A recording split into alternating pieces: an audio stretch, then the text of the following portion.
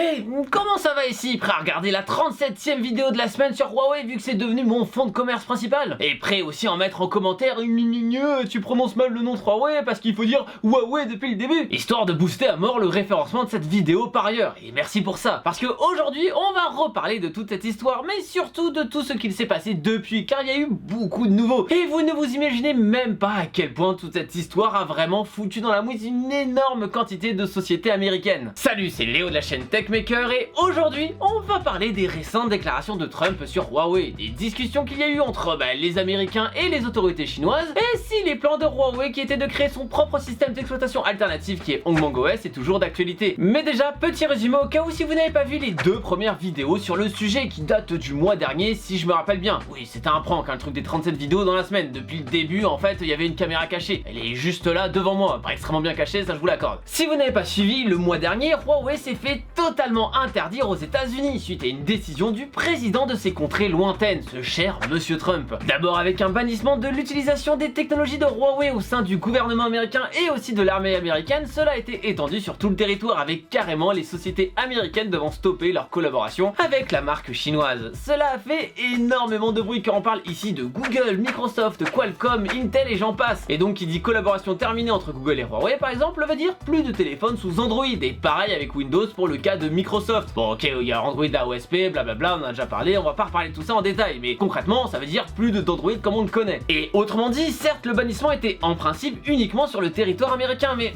avec tout ça, en réalité ça s'étendait à tout le monde entier, car on est bien d'accord que s'il y a plus d'Android sur les téléphones Huawei, nous-mêmes on ne va plus du tout les utiliser, vu que beaucoup de technologies qu'on utilise ici viennent du pays du McDo. Et donc Android, Windows, etc. ça nous touche forcément. À partir de ça, Huawei a bien fait comprendre que ça ne les arrêtera pas, car après tout ils étaient en train de devenir les leaders du marché de la téléphonie par exemple, avec des technologies phares sur lesquelles ils étaient en train de prendre une longueur d'avance sur tout le monde. Comme la photo par exemple, où ils avaient réussi à faire suer les plus grands, et donc de devenir une sorte de troisième clan, un peu comme dans WoW avec l'Alliance pour Apple, la Horde pour Android, et on va dire les Pandaren pour Huawei, même s'il faudrait imaginer qu'ils ne rejoignent jamais un des deux camps et qu'ils restent sur l'île vagabonde toute leur vie à manger du bambou. Bon, maintenant de l'eau a coulé sous les ponts depuis cette histoire, et les présidents de ces deux nations se sont fait un petit restaurant en amoureux. Beaucoup de choses se sont passées depuis, et notamment en premier lieu l'annonce d'un mécontentement massif de la part des sociétés américaines. Oui, ça leur fait perdre énormément d'argent, car comme on l'avait rapidement énoncé sur la seconde vidéo maintenant, beaucoup de sociétés américaines travaillent avec le géant chinois, ou en tout cas travaillaient, car ils ont dû annoncer l'arrêt de collaboration avec ce dernier, qu'ils n'ont clairement pas fait de bon cœur. Beaucoup des composants et des technologies utilisées à l'intérieur de ces sociétés venaient de chez eux, et même si officiellement ils ont annoncé l'arrêt de collaboration total, car ils ont été un petit peu obligés pour ne pas se faire taper eux-mêmes sur les doigts et se montrer patriotes jusqu'au bout, officieusement ils ont essayé de trouver des solutions pour pouvoir continuer le boulot en soum soum. On avait par exemple noté que Google a annoncé l'arrêt du support de leur version Android sur les téléphones de la marque Huawei, mais derrière,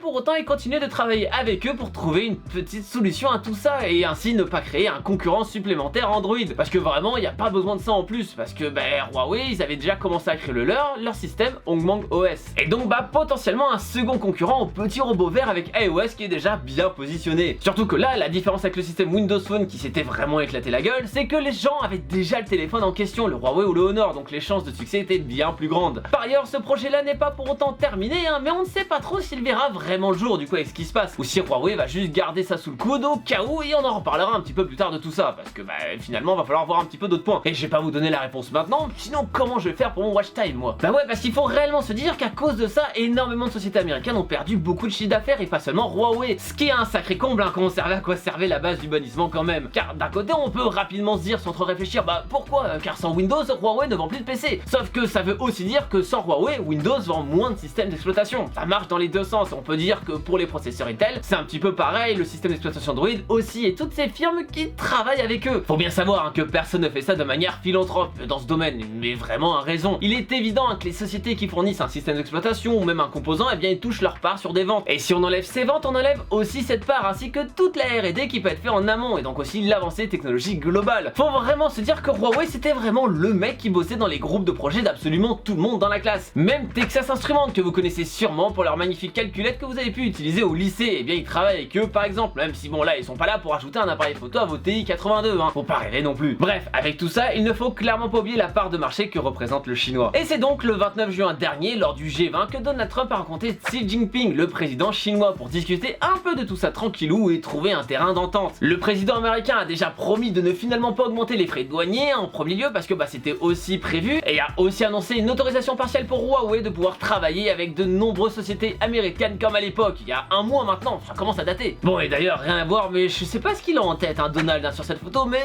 vraiment j'ai l'impression qu'il prend peut-être un petit peu trop au sérieux l'expression faites l'amour pas la guerre. Peut-être mon esprit qui est mal placé, mais je sais pas, l'image est étrange. Mais enfin, du coup tout est bon, tout est réglé, on va pouvoir être enfin serein dans le futur, avoir une paix totale entre tous les pays comme l'a toujours souhaité un bonhomme qui se baladait tout le temps en serviette.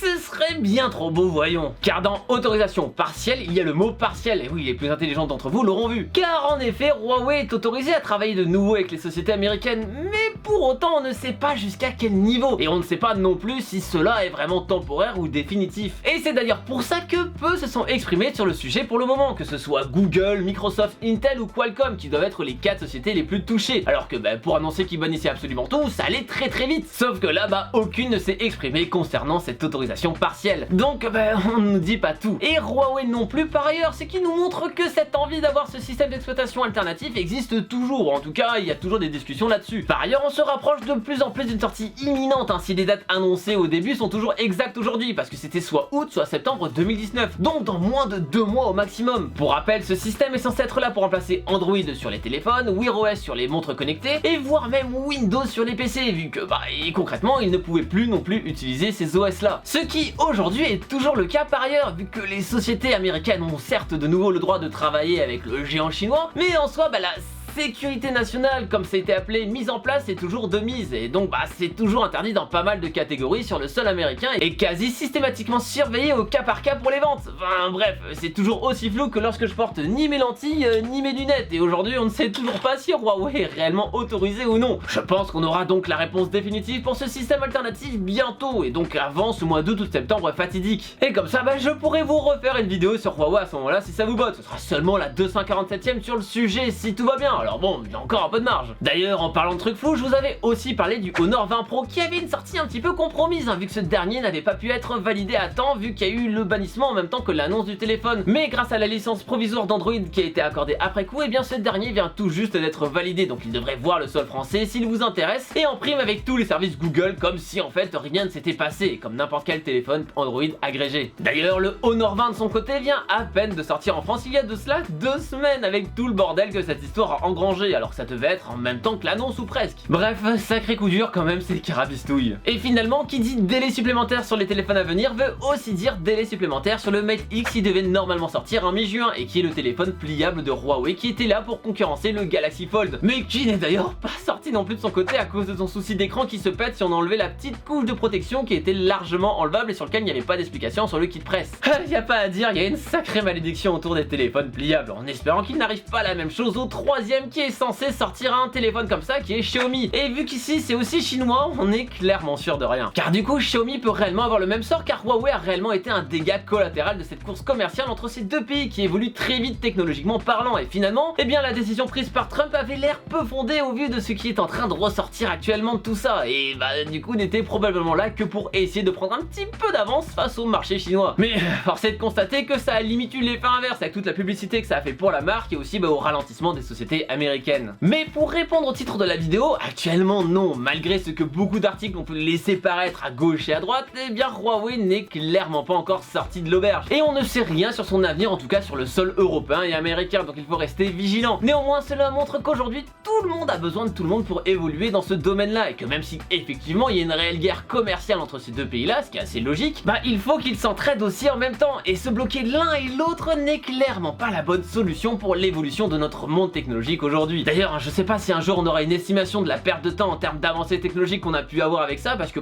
des fois il y a des études qui ressortent après coup, mais je pense que c'est une analyse qui pourrait être vraiment très intéressante. Mais en parlant d'analyse d'ailleurs, quelle est la vôtre? Est-ce que Huawei va être totalement libéré du joug américain, ou au final cette réconciliation est temporaire, le temps de pouvoir trouver un autre fournisseur pour les sociétés américaines? Eh bien n'hésitez pas à me dire tout ça sur la fiche qui vient d'apparaître en haut à droite de votre écran si tout fonctionne bien, et à argumenter dans les commentaires. Je pense honnêtement que Huawei ne peut plus être mis de côté pour beaucoup tellement il est devenu important et son avance sur énormément de technologies actuelles et à venir. On avait par exemple parlé de la 5G il y a de cela quelques jours maintenant si vous vous rappelez bien. Et rien que là-dessus, dès que cette dernière sera démocratisée, ça va être très compliqué de se séparer de ce géant chinois. Merci en tout cas d'avoir regardé la vidéo. Si elle vous a plu, n'oubliez pas bien évidemment le bon pouce bleu de l'amour sous la vidéo qui aide énormément la chaîne et bien sûr de venir faire un tour sur mes réseaux sociaux qui se trouvent dans la description de la vidéo. N'hésitez pas non plus à partager cette dernière un maximum pour rassurer les personnes qui possèdent un téléphone Huawei aujourd'hui ou même un Honor et qui puissent enfin retirer leur annonce sur Le Bon Coin. Et bien sûr, si c'est pas déjà fait, abonnez-vous à la chaîne en cliquant sur le logo qui va apparaître juste là. C'était Léo de la chaîne Techmaker et surtout, n'arrêtez jamais d'apprendre. Salut!